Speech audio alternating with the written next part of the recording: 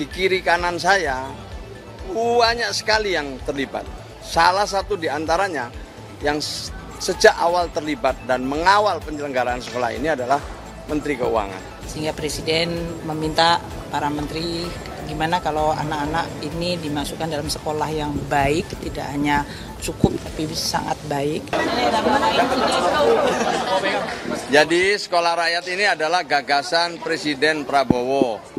Dalam melaksanakan penyelenggaraan sekolah rakyat ini, Inpres nomor 8 tahun 2025 masuk sebagai bagian dari pengentasan kemiskinan dan kemiskinan ekstrim. Dalam rangka menerjemahkan gagasan Presiden itu banyak tim yang terlibat. Saya memang diberi tanggung jawab untuk mengkoordinasikan sebagai penanggung jawab operasional. Tapi di kiri kanan saya banyak sekali yang terlibat. Salah satu di antaranya yang sejak awal terlibat dan mengawal penyelenggaraan sekolah ini adalah Menteri Keuangan.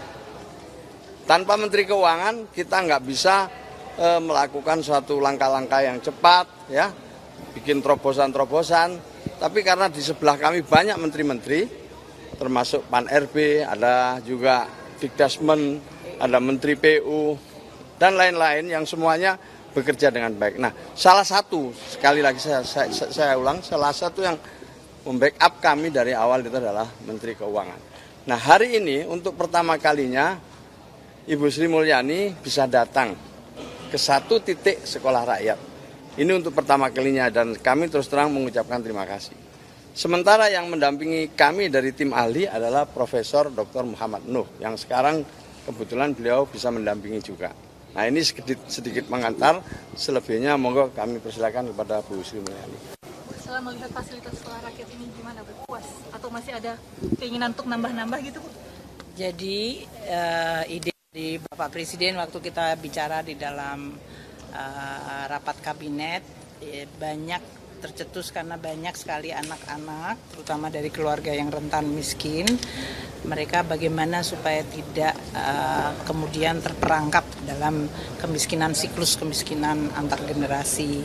Sehingga Presiden meminta para menteri gimana kalau anak-anak ini dimasukkan dalam sekolah yang baik, tidak hanya cukup tapi sangat baik, diasramakan dan kemudian diberikan berbagai kegiatan, fasilitas dan belajar yang memungkinkan mereka pertama punya confidence. Tadi senang sekali lihat anak-anak ya, memiliki confidence bahwa mereka memiliki harapan yang tadinya mungkin harapan redup atau tidak ada. Dan itu kemudian diterjemahkan oleh Pak Menteri Sosial dalam sebuah ide konsep mengenai sekolah rakyat, di mana anak-anak dari keluarga tidak mampu diasramakan dan diberikan kegiatan baik kurikuler maupun non kurikuler ya dalam hal ini. Itu saya rasa tadi ekskulnya cukup banyak, aktivitasnya banyak. Dan ini membuat mereka bisa membantu dan membangun karakter mereka, bertemu dengan anak-anak baru, saudara-saudaranya yang baru, dan juga memunculkan suatu kimia di antara mereka sendiri untuk saling mendukung ke arah yang lebih positif. Saya rasa itu yang memang diharapkan oleh Bapak Presiden. Nah, tadi disampaikan ini kan banyak fasilitas yang menggunakan gedung dan fasilitas yang ada dari Kementerian Sosial seperti tempat ini. Kalau lokasi maupun fasilitas tentu baik karena memang ini sudah sering digunakan untuk pelatihan. Ada asramanya tadi juga sangat baik, 1 kamar 3 orang. Mereka juga memiliki meja belajar, tempat tidur yang baik dan juga fasilitas untuk mandi dan yang lain-lain yang memadai. Ruang makan, kita lihat tadi anak-anak pada cerita bahwa mereka ada yang biasanya makan hanya 1 kali atau 2 kali sehari, mereka sekarang mendapatkan makanan 3 kali sehari plus snack. Terus aktivitas dari jam 4 pagi mereka bangun, sholat subuh bersama. Untuk yang muslim, ada tadi yang non muslim 1 di sini, yang semuanya juga memberikan suatu suasana untuk bertoleransi. Saya rasa ini adalah sesuatu yang bagus. APBN mendukung tadi arahan Presiden prioritas ini termasuk program prioritas Presiden. Untuk tahun ini tadinya si Presiden tidak membayangkan akan mendapatkan tadi ya 167 plus 30 plus nanti ada 100 lagi. Jadi Presiden sangat menghargai effort dari Pak Menteri Sosial. Beliau tuh memimpin program ini dan bekerja sama dengan menteri-menteri yang lain. Itu hal yang positif dari beliau, yaitu menyampaikan ini keinginan yang ingin dibangun, anggarannya seperti apa, dari kementerian yang secara teknikal seperti Menteri PU membangun dari sisi lahan, kemudian pembangunan kalau yang belum ada fasilitas. Kalau yang seperti ini mungkin modifikasinya sangat minimal.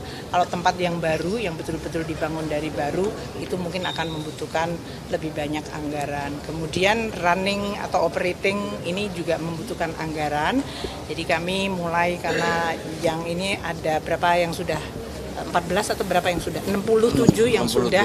Insya Allah 15 nanti Agustus nanti jadi 100 titik. Jadi 100 titik.